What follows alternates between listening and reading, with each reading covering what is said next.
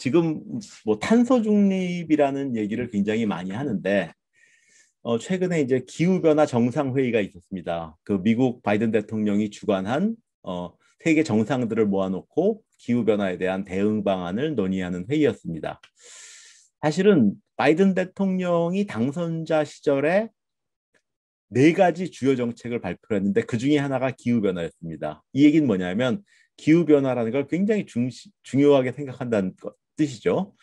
그리고 거기서 바이든 대통령이 얘기한 것은 파리 협약에 재가입하고 기후 변화에 리더십을 취하겠다 하는 것이 이제 그 바이든 대통령의 생각이었습니다. 아니나 다를까 취임하자마자 기후 변화 정상 회의를 열었습니다.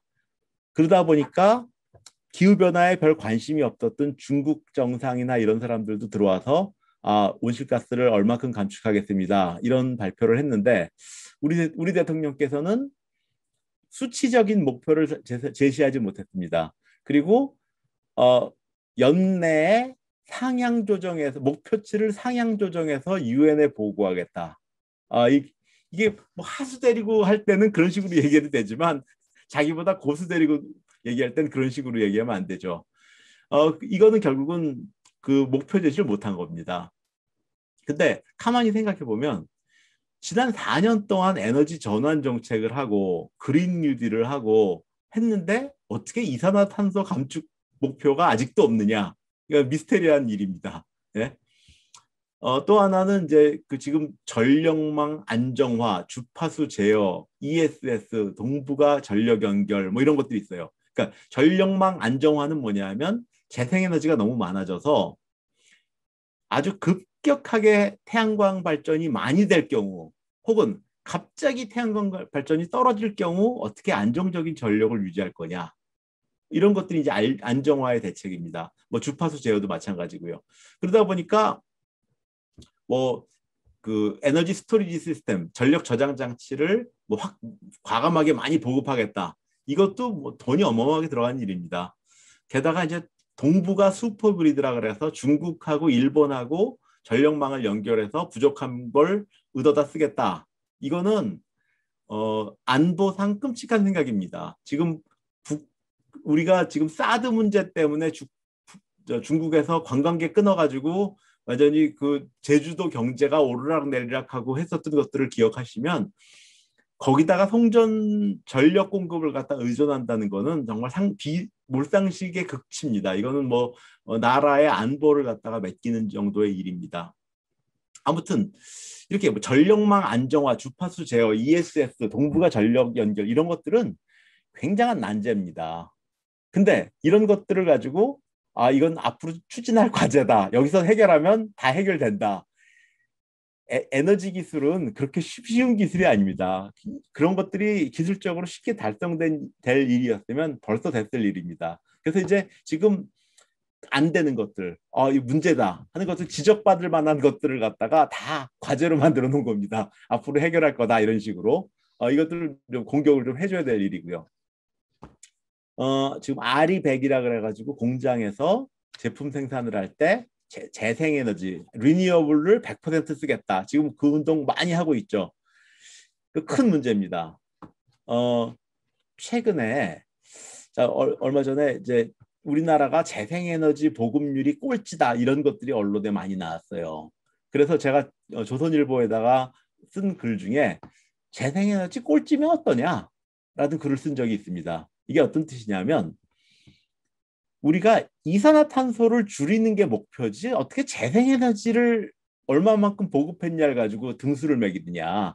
이산화탄소를 얼마만큼 줄였느냐를 가지고 등수를 매겨야지 재생에너지를 얼마만큼 공급을 했냐 가지고 등수를 매긴다는 거는 영어 시험을 봐서 영어 성적 가지고 등수를 매기는 게 아니라 학원비를 누가 많이 썼느냐를 가지고 등수 매기는 거랑 똑같은 일이다. 뭐 이런 얘기를 했는데 지금 재생에너지를 100% 쓰는 게 중요한 게 아니고 밑에 써 있는 것처럼 CF100, 카본 프리, 이산화탄소를 얼마만큼 줄였느냐가 지금의 대세인데 지금 아리백이라는 지금 수십 년 전 철학을 가지고 국민들에게 어떤 지금 강요를 하고 있는 상황입니다.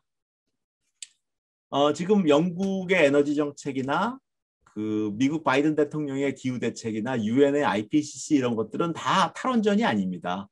거기는 다 원자력 발전소를 아주 주요 에너지원으로 넣어서 이산화탄소를 줄이자는 게 목표입니다. 지금 원자력 안전위원회가 요즘 이번 정권에 들어서 대단한 활약을 하고 있는데 원자력 안전위원회의 안전위원은 어떤 독립적인 인사여야 한다 이런 주장 때문에 원자력계의 인사 중에서는 한수원의 연구비 받은 사람도 안 된다.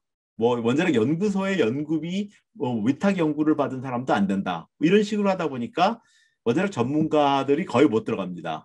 원자력 한 사람 중에 들어간 분들은 가셨다가 이제 정년 퇴직해가지고 한 3, 4년 동안 아무 일 안 하신 분들은 원안위원이 되는데 현직에서 활동적으로 일했던 분들은 원안위원이 안 됩니다. 근데 문제는 탈원전이나 환경운동 하던 사람들도 편향성이 있거든요. 근데 그런 분들은 원안위원이 됩니다. 그렇죠? NGO 이런 사람들이 됩니다. 그래서 이제 전문성보다 객관성 중시하는 것도 문제지만 객관적이지도 않은 사람들을 독립적인 인사랍시고 거기다 넣어놓은 것이 굉장히 큰 문제고요.